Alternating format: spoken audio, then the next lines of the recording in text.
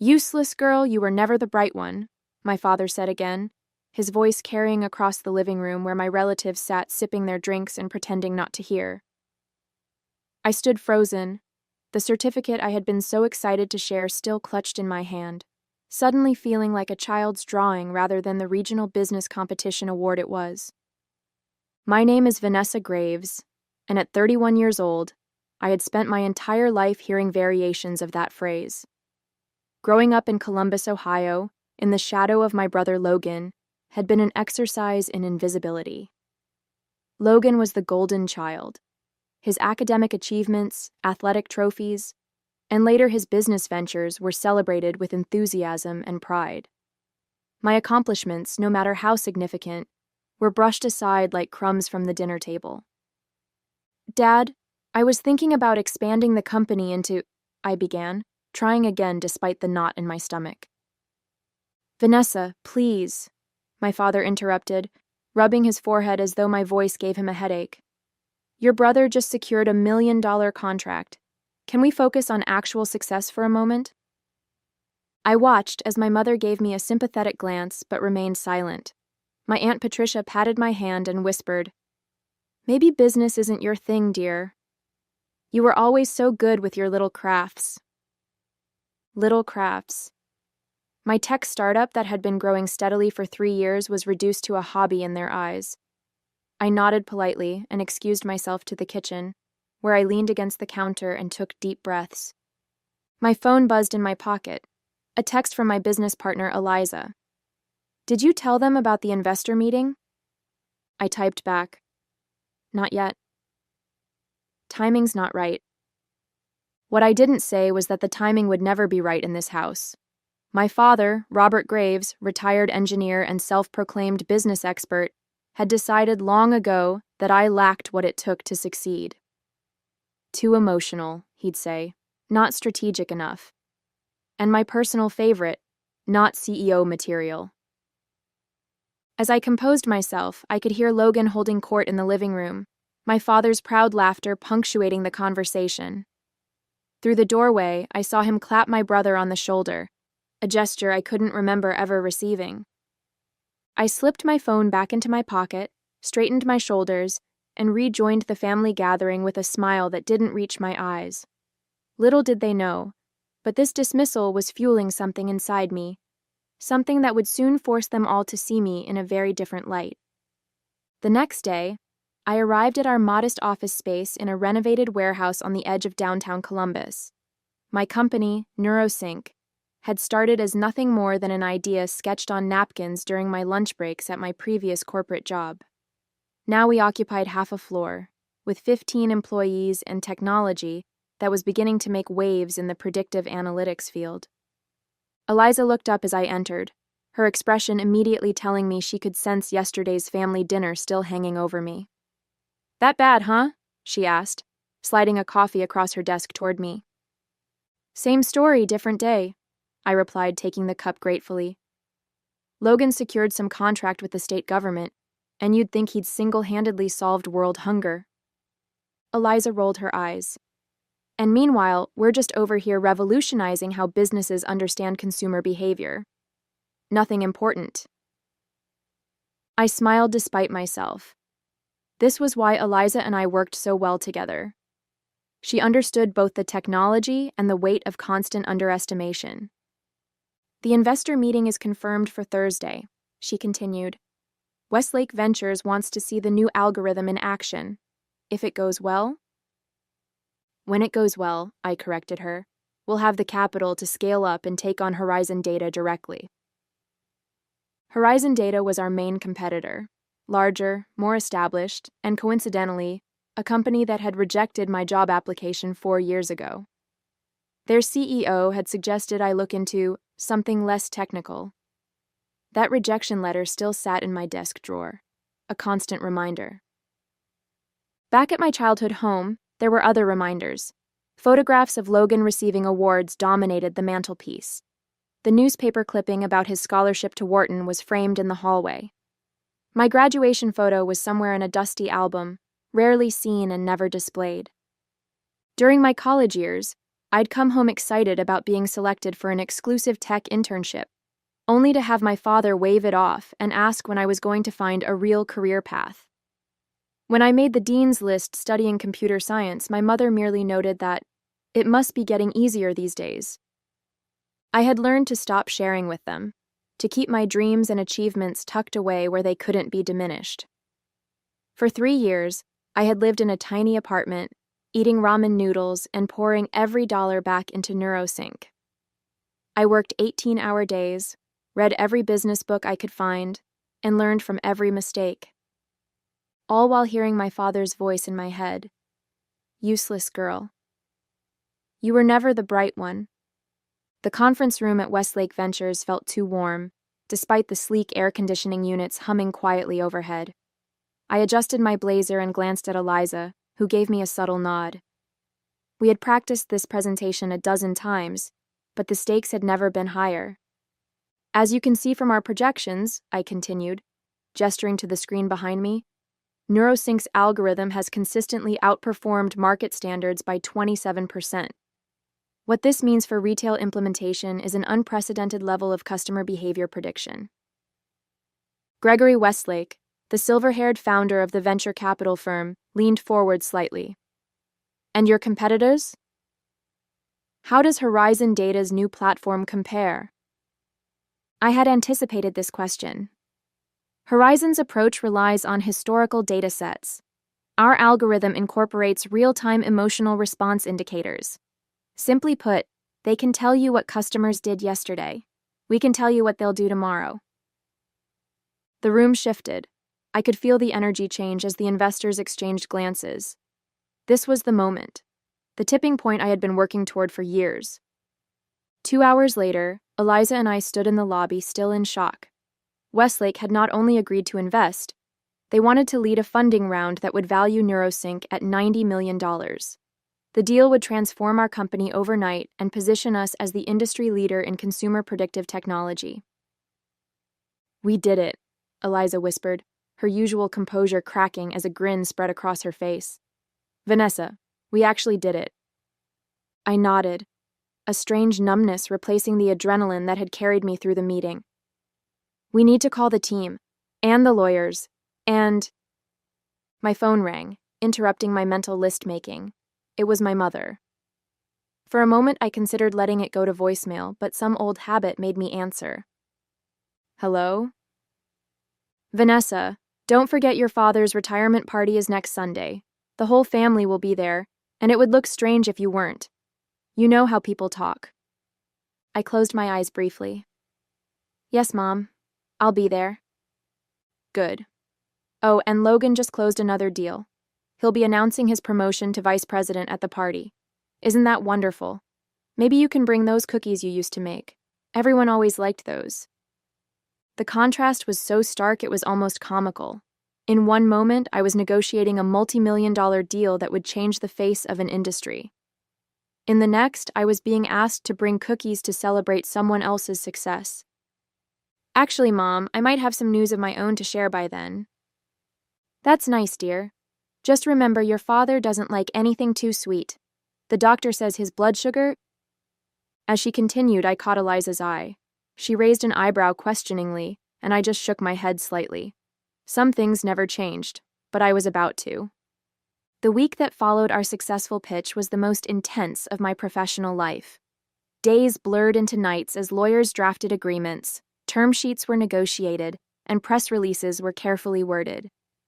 I existed on caffeine and determination, barely registering the outside world beyond the whirlwind of NeuroSync's impending transformation. Thursday morning, I was reviewing the final investment documents when Eliza burst into my office, her typically composed demeanor replaced by barely contained excitement. Have you seen it? She demanded, thrusting her tablet toward me. I looked up, bleary-eyed from poring over legal language. Seen what? Forbes, Business Insider, The Wall Street Journal, they're all running the story. I took the tablet, and there it was, my face staring back at me from the Forbes website. The headline read, Disruptor Alert, Vanessa Graves named youngest female CEO in tech after landmark investment deal. My stomach dropped. The announcement wasn't supposed to go public until next week, after all the paperwork was finalized, and after I'd had a chance to tell my family in person. I quickly scanned the article, which detailed the investment deal and highlighted my journey from startup founder to CEO of what was now being called the most exciting tech firm in the Midwest. Several other outlets had picked up the story, each putting their own spin on it. Business Insider focused on the technology itself.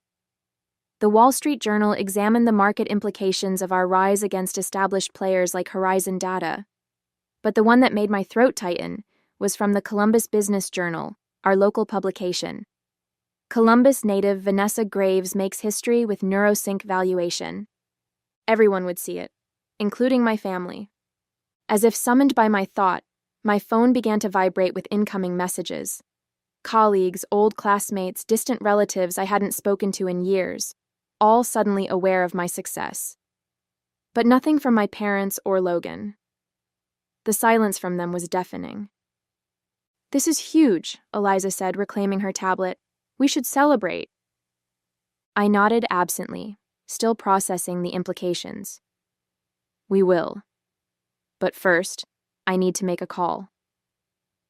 After Eliza left, I dialed my parents' number, expecting my mother's usual cheerful greeting. Instead, my father answered. His voice clipped. "Graves residence." "Dad, it's me. I suppose you think we'd be impressed," he interrupted, "making a spectacle in the business pages." I blinked, taken aback. That wasn't intentional. The announcement went out early. Logan's been working for years to build a respectable career step by step, but you always needed to make a show of things, didn't you? The familiar sting of his dismissal hit, but this time something different followed. Anger. A show? Dad, I built this company from nothing. No connections, no family support, not even a word of encouragement. And now you've got your name in some articles. Congratulations. We'll see how long it lasts before reality sets in. I gripped the phone tighter. The reality is that I'm now the CEO of a $90 million company that's changing the industry. That's not just some articles. "Listen to me," he said, his voice lowering to that tone he used when he thought he was imparting wisdom. "This tech bubble you're riding will burst. It always does. Logan's built something solid, something real." I closed my eyes, suddenly tired of the same old narrative. "Dad, I have to go. I'll see you at the retirement party on Sunday." "Vanessa," he started, but I had already hung up. I sat in silence for a moment, then reached for my laptop. If my family couldn't see my worth, perhaps it was time to show them in a way they couldn't ignore. Sunday arrived warm and clear, a perfect early summer day for an outdoor retirement celebration. I had deliberately not called my parents again after that conversation with my father, letting the media coverage speak for itself. Over the past few days, the story had grown, with several business programs featuring segments on NeuroSync and my unconventional path to success. I sat in my car outside my parents' suburban home, watching guests arrive, relatives, my father's former colleagues, neighbors, and family friends. All people who had witnessed my relegation to the background over the years. With a deep breath, I checked my reflection in the rearview mirror, adjusted my designer sunglasses, and stepped out of my new Jaguar F-Type, a congratulatory gift to myself that I'd picked up just yesterday. The sleek vehicle, with its gleaming red exterior and purring engine, was not subtle, nor was it meant to be. As I retrieved a small, elegantly wrapped package from the passenger seat, I felt eyes turning in my direction. Cousin Drew, always the first to notice anything automotive, stopped mid-conversation, his mouth slightly open. "Is that Vanessa?" I smiled and handed him the keys. "Mind parking it for me? The driveway's getting crowded." His eyes widened as he took the keys, treating them like precious artifacts. "This is the V8, right?" The sound is unmistakable. "Goodyear," I replied, enjoying the way the small crowd by the garage had turned to stare. "Just be careful with the trim. It's custom." I made my way toward the backyard, where tables had been set up on the lawn. The familiar smell of my father's barbecue filled the air, mixing with the perfume of my mother's carefully tended flower beds. Some things never changed, but I certainly had. My mother spotted me first, her greeting freezing on her lips as she took in my appearance. Gone was the practical, understated daughter they were used to. Today I wore a tailored cream suit with a bold blue silk blouse, designer heels, and jewelry that quietly spoke of success. "Vanessa," she managed finally, "you look different." "Thank you," I said, kissing her cheek. "Where's Dad?" "I brought him something." She gestured toward the grill, where my father stood in his element, surrounded by male relatives and friends hanging on his every grilling tip. I approached the group, conscious of the conversation dying down as I neared. "Dad," I said, extending the small package. "Happy retirement." He turned, his expression unreadable as he took in my transformation. For a moment, I thought he might make a scene or dismiss me again. Instead, he accepted the gift with a nod. "You didn't need to bring anything," he said stiffly. "I wanted to," I replied, maintaining eye contact. After all, it's not every day my father retires after 30 years. The men around us watched this exchange with interest, several of them clearly having read the recent articles about me. I could see recognition in their eyes, followed by confusion, as they observed the cool interaction between us. "Well," my father said, making no move to open the gift, "I should get back to these steaks before they burn." "Of course," I said, smiling politely. "We wouldn't want that." As I turned to walk away, I heard one of his friends say, "Bob, isn't that your daughter who's been in the news?" "The CEO?" I didn't stay to hear his response, instead making my way to where Logan stood with his wife, Jennifer, both of them watching me approach with poorly concealed surprise. "Quite an entrance, sis," Logan said, his usual confident tone tinged with something else, uncertainty perhaps. "Nice car?" "Thanks," I replied. "Business must be treating you well, too. Mom mentioned a promotion to vice president? Congratulations." Before he could respond, Jennifer cut in. "We read about your company. It's very impressive. Why didn't you tell anyone what you were working on all these years?" The question hung in the air, genuine curiosity in her voice. Why hadn't I? "I did," I answered Jennifer simply. "Many times, no one was interested in listening." Logan shifted uncomfortably, clearly remembering the family dinners where my attempts to discuss my business were brushed aside or talked over. To his credit, he looked somewhat ashamed. "Well, we're all certainly interested now," Jennifer continued, either oblivious to the tension or determined to push past it. "Everyone's talking about that valuation. $90 million? That's incredible, Vanessa." I noticed how heads turned at nearby tables when she said the figure. Whispers spread like ripples in a pond, relatives and family friends suddenly realizing the scale of what I had accomplished. "Thank you," I said. "It's been a long road, but the technology is revolutionary. We're changing how businesses understand consumer behavior." Logan cleared his throat. "I'd love to hear more about it sometime. Maybe we could grab lunch? My company might even be interested in implementing something like that." The irony wasn't lost on me. 3 years ago, I'd approached Logan about a potential partnership, excited to share my early prototypes with someone I thought would understand their value. He had declined, suggesting I focus on something more established first. "I'll have my assistant reach out," I replied, the polite corporate response coming easily now. "Our implementation calendar is pretty full through the next quarter, but we might be able to squeeze you in." His expression faltered at being treated like any other client rather than family. Before he could respond, my Aunt Patricia appeared, pulling me into a perfumed embrace. "Vanessa, darling, why didn't you tell us you were such a big success? We had no idea," she gushed, loud enough for everyone nearby to hear. This was the same aunt who had referred to my business as Little Crafts just months ago. "I tried," I said, maintaining my smile. It just never seemed to be the right time to share. As the afternoon progressed, the dynamic shifted palpably. Relatives who had previously gravitated toward Logan now sought me out, asking about NeuroSync, about what it was like to be featured in Forbes, about my secrets to success. I answered graciously, but with a professional distance that was new to our family gatherings. My father remained by the grill, his domain, watching this transformation of his usually overlooked daughter, with an expression I couldn't quite read. He had still not opened my gift, a custom-engraved watch I'd had made specifically for him, bearing the inscription, "To New Beginnings. Love, Vanessa." Eventually, as dessert was being served, my father tapped his glass for attention. The backyard quieted as everyone turned toward him, expecting the retirement speech he had likely been planning for months. "Thank you all for coming today," he began, his voice carrying across the yard. "Ending a 30-year career is a milestone worth marking, and having you all here means the world to me and Joyce."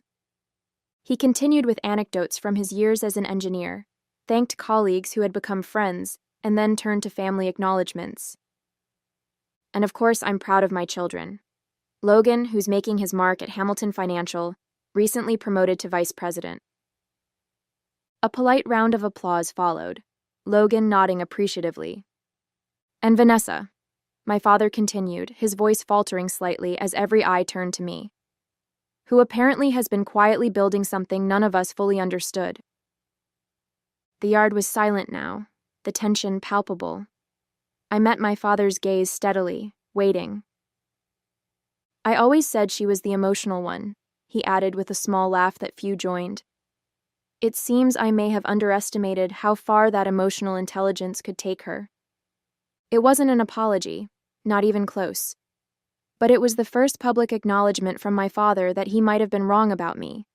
As the gathered family and friends raised their glasses, I saw something new in many of their eyes: respect. The retirement party continued into the evening, with conversations buzzing under strings of backyard lights. I moved between groups with a newfound confidence, no longer the awkward family member relegated to the sidelines. The subtle shift in dynamics was fascinating to observe. Relatives who had barely spoken to me at previous gatherings now hung on my every word. As the night progressed, I found a moment alone with my father.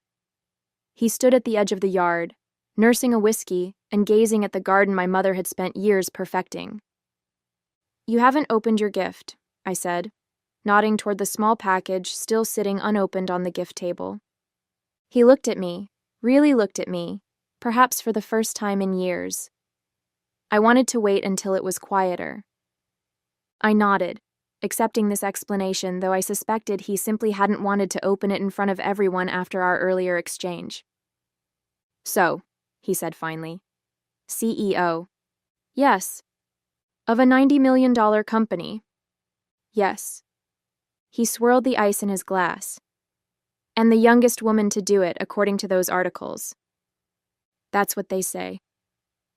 A long pause followed, filled with decades of misunderstanding and dismissal. "I don't understand it," he admitted. "This tech stuff. In my day, business was straightforward. Products you could hold, services you could see." I considered explaining how our algorithm worked, how it was revolutionizing an entire industry, but realized it wouldn't matter. This wasn't about understanding my business. It was about him finally seeing me. "You don't need to understand the technology, Dad. Just understand that I built something valuable. Something lasting." He nodded slowly, then gestured toward the front of the house. "That car. That's quite a statement." I smiled. It wasn't meant to be a statement. It was meant to be a reward for years of hard work. "Still," he said, his voice lower now, "pulling up like that, after all those articles, you knew what you were doing." "Yes," I admitted. I did. 2 months after my father's retirement party, NeuroSync's new headquarters opened in downtown Columbus.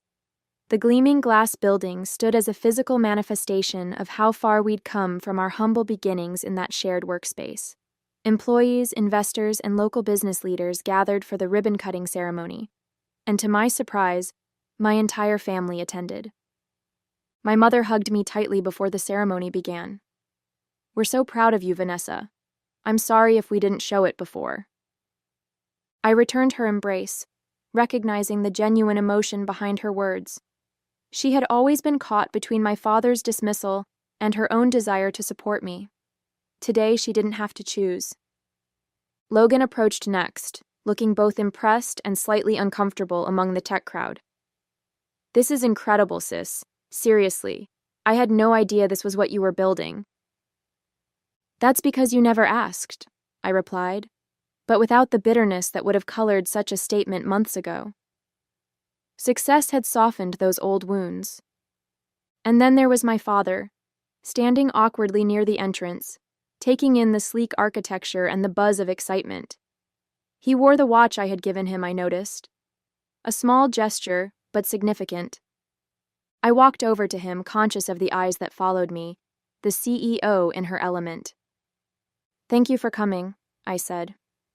He nodded, uncharacteristically subdued. "Wouldn't have missed it." I could have left it there, this tentative peace between us. But there was one thing I needed to say. Not out of spite, but for my own closure. "You know, Dad, all those times you called me useless, told me I wasn't the bright one, it hurt, but it also pushed me to prove you wrong." He looked at me, his expression a complex mix of pride and regret. "You certainly did that." "Yes," I agreed.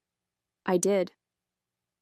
And in that moment, standing in the building that bore my company's name, surrounded by the empire I had built, I finally felt free of the need for his approval. I was Vanessa Graves, CEO, visionary and architect of my own success, and no one would ever call me useless again.